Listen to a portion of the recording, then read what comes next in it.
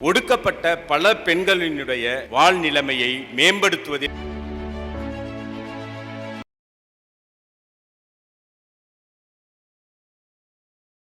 நான் பேச நினைப்பதெல்லாம் மிக சிறப்பாக நடைபெற்றுக் கொண்டிருக்கிற கவிஞர் நீலா அவர்களுடைய அழகனும் அழகிகளும் இசங்களின் நாட்டியம் என்கிற 2 புத்தக வெளியீட்டு விழா நிகழ்வில் கலந்து கொண்டிருக்கிற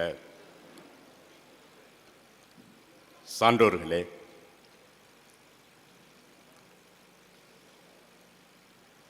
கவிஞர் பெருமக்களே,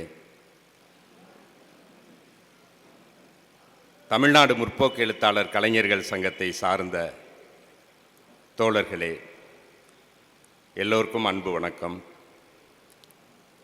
ஒரு உண்மையை சொல்லிடணும், இந்த 2 புத்தகங்களையுமே இன்னும் நான் படிக்கலை. ஆனால் பொதுவாக வாழ்த்துறை வழங்குவவங்க பல நேரத்தில் என்ன பண்ணுவாங்கன்னா 2 புத்தகங்களுக்கும் படித்தவங்களோட அதிகமாக பேசுவாங்க. ஆனால் நான் உண்மையை சொல்லி இந்த 2 புத்தகங்களை இனிமே தான் நான் படிக்கணும். கவிஞர் நீலா அவர்கள்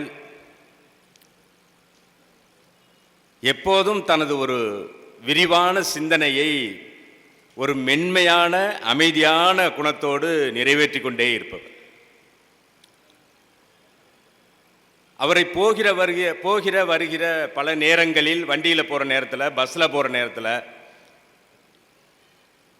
வேலைக்கு போகிற நேரத்தில், ஆலங்குடி பகுதியினுடைய பெரும்பான்மையான பேருந்து நிறுத்தங்களில் ஒரு பெண் புத்தகத்தை வைத்துக்கொண்டு படித்து கொண்டிருந்தால் அது நிச்சயம் நீலாவாகத்தான் இருக்கும் என்பது எங்களுக்கு தெரியும். ஏனென்றால் அவ்வளவு ஒரு தீவிரமான வாசிப்பு அனுபவம் கொண்டவர் நீலா. தொடர்ச்சியாக அவருடைய அந்த எழுத்து பணி என்பது தொடர்ந்து கொண்டே இருக்கிறது. ஏதாவது எந்த ஒரு நிகழ்வு நடந்தாலும் அதில் ஒரு புத்தகம் வெளியிடுகிற இயல்பு அவரிடத்தில் உண்டு. அவர் இருக்கிற அந்த வீடு, மங்களாபுரத்தில் இருக்கிற வீடு கட்டப்பட்ட நேரத்தில் அப்போ ஒரு புத்தகம் வெளியிட்டார். அப்போ நாங்கள் தாமியசாவிலேருந்து ஒரு போஸ்டர் போட்டோம். அதில் நான் ஒரு வரி போட்டேன், புதிய புத்தகத்தின் ஏட்டை திறக்கவும் வீட்டை திறக்கவும் வரும் தோழர்களை அன்போடு வரவேற்கிறோம் அப்படின்னு சொல்லி போட்டோம். அது மாதிரி ஒவ்வொரு நிகழ்வையும் அவர் ஒரு புத்தக வெளியீடாக மாற்றக்கூடிய ஆற்றல் பெற்றவர்.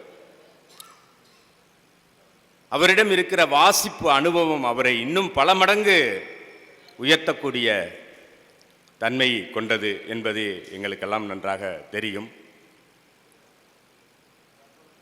கவிதைகள் நிறைய ஒரு நேரத்தில் பத்திரிகைகளில் அவரோடு போட்டி போட்டு எழுதிய அனுபவம் எனக்கு உண்டு.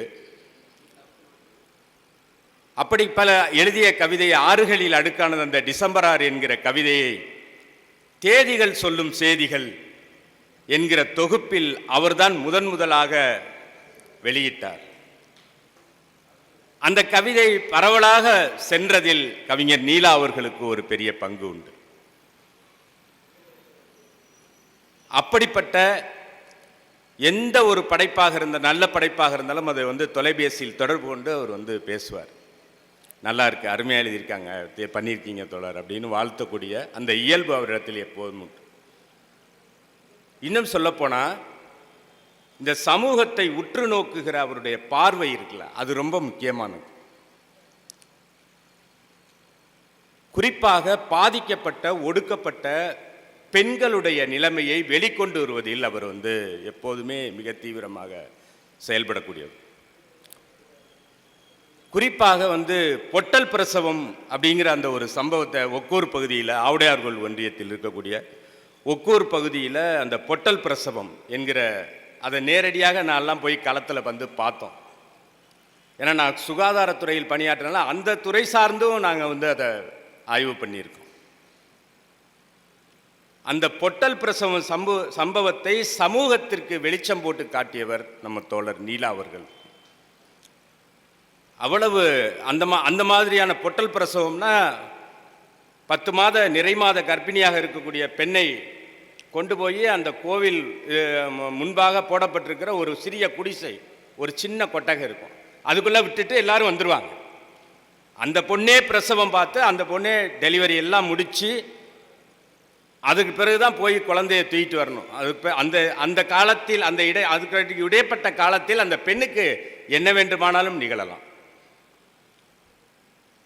மெட்டர்னல் டெத் என்று சொல்லக்கூடிய பிரசவகால மரணம் அதில் ஏராளமாக நிகழ்ந்தது. அதை சமூகத்துக்கு வெளிச்சம் போட்டு காட்டி அரசாங்கத்தினுடைய பார்வைக்கு கூட அதை கொண்டு சென்றவர் நம்முடைய தோழர் நீலா அவர்கள். அது மாதிரி இன்னைக்கு அந்த ஒடுக்கப்பட்ட பல பெண்களினுடைய வாழ்நிலைமையை மேம்படுத்துவதில் அவருடைய பங்கு மிக சிறப்பாக அதில் பணி செய்து கொண்டிருக்கிறார். ஆனாலும் ஒரு விஷயத்தை நான் சொல்லி முடிக்க விரும்புகிறேன். அவருடைய வடிவம் என்பது, அவருக்கு கைவந்த கலை என்பது சிறுகதை தான். நீலாவினுடைய வடிவம் என்றால், நீலா என்றால் நமக்கு முதலில் தென்படுவது சிறுகதை தான். ஒரு நல்ல கதை சொல்லியாகவும் கூட அவர் இருக்கிறார். அவர் எல்லா வடிவங்களுக்கும் செல்வதை விட கந்தர்வன் இருந்தார். அவரை கவிஞர் என்றும் கவிஞர் கந்தர்வன் என்று தான் போடும். ஆனால் கந்தர்வன் என்றால் சிறுகதையால் தான் அறியப்பட்டது. சிறுகதையாளராகத்தான் கந்தர்வன் அறியப்படுகிறார்.